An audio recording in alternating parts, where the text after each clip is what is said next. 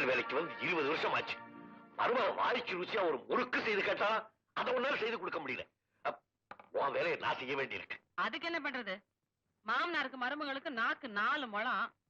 நான் என்ன கையில வித்திய வச்சுக்கிட்டு வஞ்சகமா பண்றேன்? எனக்கு வர மாட்டேங்குதே. உனக்கு கொழுப்பு அதிகம்.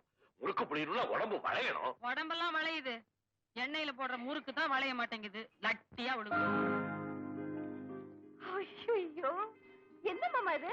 அங்க ஆபரேஷன் தியேட்டர்ல பேஷண்ட் வந்து படுத்தாச்சு. இன்னும் நிறைய டைம் இருக்குமா? நேத்து நீ ஆசைப்பட்டு முறுக்கு கேட்டியா? இவனுக்கு செய்ய தெரியாதுன்னு சொல்லிட்டாராமே. இப்ப உனக்காக தான் நான் முறுக்கு புளியறேன். ஆமா, 10 வருஷம் பெரிய பெரிய படிப்பெல்லாம் படிச்சு 20 லட்சம் செலவு பண்ணி நர்சிங் ஹோம் கட்டினது முறுக்கு புளியவா?